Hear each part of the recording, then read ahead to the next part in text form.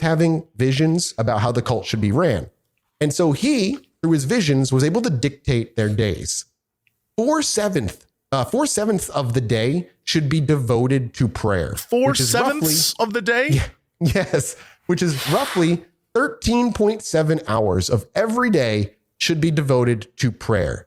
How many waking hours do they have in a day? That's crazy. Dude, this keeps a cult tired, unable to resist mentally and emotionally. If you're so strict and so rigid, you don't have the energy to push back, even if you realize at some point the kind of shit that you're in, because it's all you know, it's all you have. The cult becomes your family. 1/7 of the day should be devoted to rest, roughly 3.42 hours. That's all you get for rest. 3.5 fucking hours a day. That's all you get. That's like me. And the other 2/7 of the day should be devoted to other activities like work, which is the rest of the day, 6.84 hours if you've been doing the math. Daily life for these members as they lived in the movement, speaking was entirely discouraged, except for prayer, settling disputes, or their very, very rare visitor.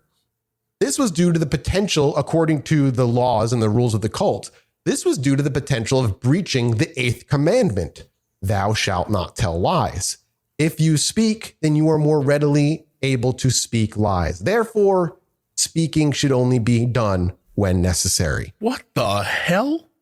Yeah, man, it's fucking wild. I can't imagine, it's like we're saying, it's not about blaming the people who got caught up in this, because that's just not the way to think about it. But it's just amazing to me to imagine being in this belief system. You know what I mean? It's just so wild to imagine that I hear those rules and I'm like, yeah, I'll follow those rules. It's nuts. And again, it's what's frustrating too is normally we have even more details in this in something like Jonestown, but because of how effectively they kept their secrets and their day-to-day locked, and how very rare they let anybody outside of the cult ever come into their headquarters and compounds, we just don't know. And they fucking killed everybody who did. Speaking was discouraged, as I said, and this was due to the 8th commandment. Speaking was replaced instead by a form of sign language for daily communications and writing for permanent documentation.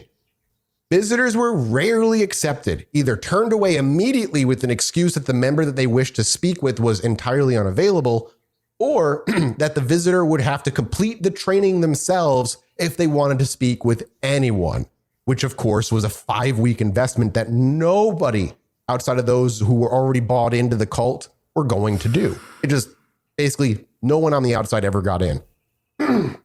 As might be expected, prayer was a big part of the movement. Prayer was done in 2 sessions throughout the day, from 3 a.m. to 8 a.m., and then from 1800 to 2200, which my military math is off. 16, I don't know. What's 1800 into 2200 hours? 2200 hours is 10 p.m. So 10, 9, 8, 6 7, p.m. 6? Yeah. 6 p.m. So 6 to 10. So 3 a.m. to 8 a.m., 6 p.m. to 10 p.m. was your daily prayer sessions within the daily life of the movement, every single day without exception. Prayer was also done excruciatingly slowly, word by word, and even in some cases, according to some, syllable by syllable, because the movement wanted to restore respect for the prayer. And so apparently this is how they did it, by going over it super fucking slowly. Did they do it too? Yeah, they led it. They led the whole thing. Every day. Every day there was a higher up, a high priest or a high priestess, not necessarily Joseph or Crendonia. They had way too many important other things to do, but there were high priestesses and high priests that exist. There was a sort of ranking order. Again, though, unlike Jonestown, where we have actual recorded sermons, preaching sessions and sermons of that cult, tons of them. We have 0 of this one, 0. So we don't know what it was like. It sounds insane. In the final days of the cult, members were not even allowed to refer to each other by name. All unmarried women became known as sisters. Unmarried men became known as brothers. Married women were aunts and married men were uncles. Old women were grandmother and old men were grandfather. That is all you were able to refer to anyone on as the time progressed. In the times between prayers, members would do the manual work required around the compounds to keep them up and running.